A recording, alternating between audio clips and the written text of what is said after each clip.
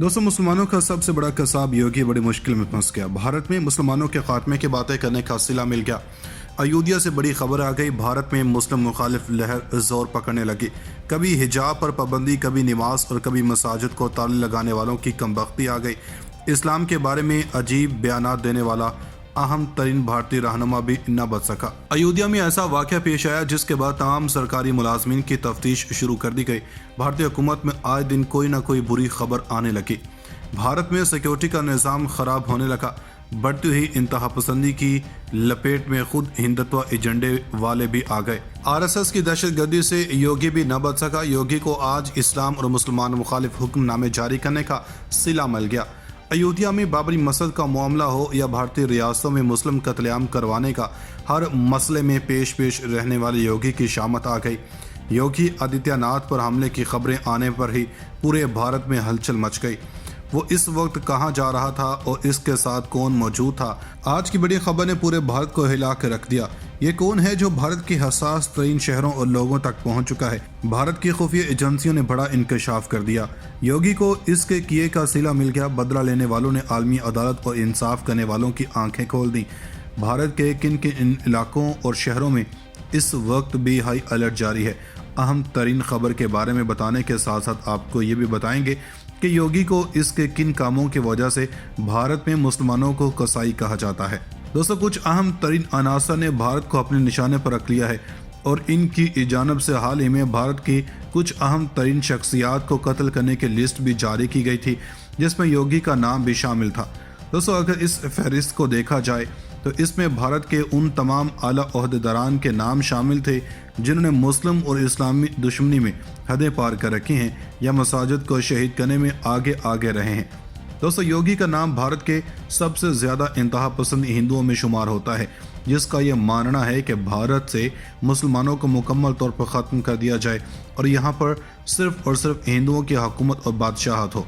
दोस्तों, इसी इंतहा पसंद को आगे आने वाली नस्लों और आरएसएस के जरिए हिंदुओं में मुंतकिल करने के लिए नरेंद्र मोदी ने यह काम भी योगी के ज़िम्मे लगा रखा है और यही सोच भारत में इंतहा पसंदी की बुनियाद है। दोस्तों, अमूमी तौर पर भारत समेत दुनिया भर में ऐसे लीडरों की सिक्योरिटी को बहुत सख्त रखा जाता है, लेकिन ये बात भी सच है कि बुरे वक्त का कुछ पता नहीं चलता और जिसने ज़िंदगी ही इंतहा पसंदी के नाम कर दी हो, इसको एक न एक दिन इसका इंजाम भी भुगतना पड़ता है। दोस्तों, भारत में इस वक्त मुकम्मल तौर पर खौफ का माहौल तारी है और ये बिल्कुल ऐसा ही है जैसे आरएसएस के गुंडों के हाथों मारे जाने का खौफ तरीपुरा मदरसे के 5 नन्हे बच्चों को था और वो हर 2 मिनट बाद मदरसे की खिड़की से बाहर झांक कर देखते थे कि कोई आकर इन्हें मार ना दे, लेकिन फिर भी किस्मत ने इनका साथ ना दिया।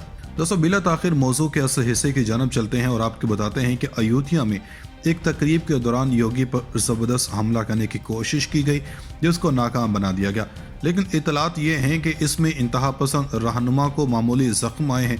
दोस्तों, भारतीय इंटेलिजेंस एजेंसियों ने तहकीकात करते हुए कहा कि ये योगी का एक सिक्योरिटी गार्ड था जो कि एक लंबे अरसे से ही इसके साथ काम कर रहा था। दोस्तों, रिपोर्ट में ये भी कहा कि ऐन मुमकिन है कि इसका ताल्लुक किसी तंजीम से हो सकता है और आइंदा भी ऐसे हमले कर सकती है। दोस्तों, माहिरीन के मुताबिक ये काम दाइश का हो सकता है क्योंकि दाइश की जानब से इस पर हमले की धमकी दी जा चुकी है। दोस्तों, दाइश के एक ऐलान के बाद भारत में खलबली मची हुई थी। दोस्तों, अब आपको भारत में दाइश की मौजूदगी के बारे में भी बताते चलते हैं, जिसने भारतीय सरकार की नींदें हराम कर रखी हैं।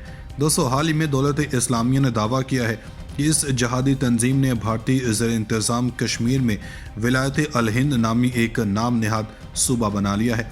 इस्लामिक स्टेट की तरफ से भारत में अपनी मौजूदगी का पहली मरतबा दावा किया गया है। दोस्तों, दौलत इस्लामिया दाइश ने यह दावा पहली मरतबा किया है कि इसने भारत में एक सूबा बना लिया है जिसका नाम विलायत अल हिंद रखा गया। जहादी तंजीम की तरफ से ये ऐलान एक ऐसे वक्त में किया गया है जब कश्मीर के मुतनाज़ इलाके में जंगजुओं और भारतीय सिक्योरिटी फोर्सेस के मबैन लड़ाई शिद्दत इख्तियार करती जा रही है और भारत में मुसलमानों और मसाजिद पर भी हमले तेज़ किए जा रहे हैं। दोस्तों, जुल्म को मिटाने के लिए तमाम आलमी ममालिक एक हो चुके हैं और आलमी अदालत से आने वाली खबर ने तमाम कश्मीरियों के दिल जीत लिए हैं।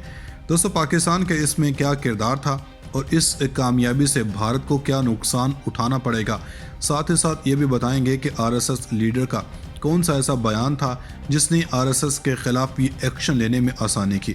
دوستو خبر کے مکمل تفصیل میں جانے سے قبل آج RSS کی ایک ویڈیو کے بارے میں بات کرنے کے ساتھ ساتھ پاکستان کی زبردست سفارتکاری پر بات کریں گے جس نے اس انتہا پسند جماعت کو کٹہرے میں لانے کا کام کیا ہے۔ دوستو حال ہی میں RSS کی ایک ویڈیو وائرل ہوئی ہے جس میں اس کے ایک رہنما نے بیان کرتے ہوئے عوام کو کہا کہ وہ مسلم عورتوں کو قبروں سے نکال کر ریپ کریں، اور یہ وہی بیان ہے جس نے پوری دنیا میں ایک ادھم مچا دیا ہے۔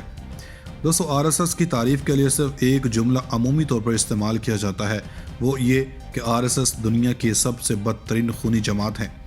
دوستو RSS کے منشور اور اس کی حالیہ کارروائیوں کے بارے میں بھی آپ کو آگے چل کر تفصیل سے بتائیں گے، لیکن اس سے قبل آپ کو یہ بتاتے چلیں کہ عالمی ممالک نے RSS کے خلاف ایک مشترکہ کارروائی کرنے کا اعلان کیا ہے اور اس کے لیے انٹرپول بھی استعمال کیا جائے گا۔ دوستو RSS کی اس حالیہ کارروائی اور پاکستان کے اقوام متحدہ میں اٹھائے جانے والے مسئلہ کشمیر نے بازی پلٹ کر رکھ دی ہے اور بھارت میں مسلمانوں اور مساجد پر بھی حملے تیز کیے جا رہے ہیں۔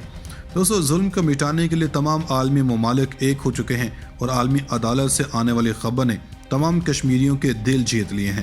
دوستو پاکستان کا اس میں کیا کردار تھا اور اس کامیابی سے بھارت کو کیا نقصان اٹھانا پڑے گا، ساتھ ہی ساتھ یہ بھی بتائیں گے کہ RSS لیڈر کا کون سا ایسا بیان تھا جس نے RSS کے خلاف یہ ایکشن لینے میں آسانی کی۔ دوستو خبر کے مکمل تفصیل میں جانے سے قبل آج RSS کی ایک ویڈیو کے بارے میں بات کرنے کے ساتھ ساتھ پاکستان کی زبردست سفارتکاری پر بات کریں گے جس نے اس انتہا پسند جماعت کو کٹہرے میں لانے کا کام کیا ہے۔ دوستو حال ہی میں RSS کی ایک ویڈیو وائرل ہوئی ہے جس میں اس کے ایک رہنما نے بیان کرتے ہوئے عوام کو کہا کہ وہ مسلم عورتوں کو قبروں سے نکال کر ریپ کریں، اور یہ وہی بیان ہے جس نے پوری دنیا میں ایک ادھم مچا دیا ہے۔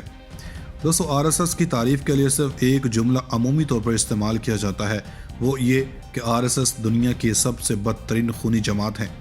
دوستو RSS کے منشور اور اس کی حالیہ کارروائیوں کے بارے میں بھی آپ کو آگے چل کر تفصیل سے بتائیں گے، لیکن اس سے قبل آپ کو یہ بتاتے چلیں کہ عالمی ممالک نے RSS کے خلاف ایک مشترکہ کارروائی کرنے کا اعلان کیا ہے اور اس کے لیے انٹرپول بھی استعمال کیا جائے گا۔ دوستو RSS کی اس حالیہ کارروائی اور پاکستان کے اقوام متحدہ میں اٹھائے جانے والے مسئلہ کشمیر نے بازی پلٹ کر رکھ دی ہے۔ ناظرین مزید ایسی ویڈیوز دیکھنے کے لیے ہمارا YouTube چینل سبسکرائب کر لیں۔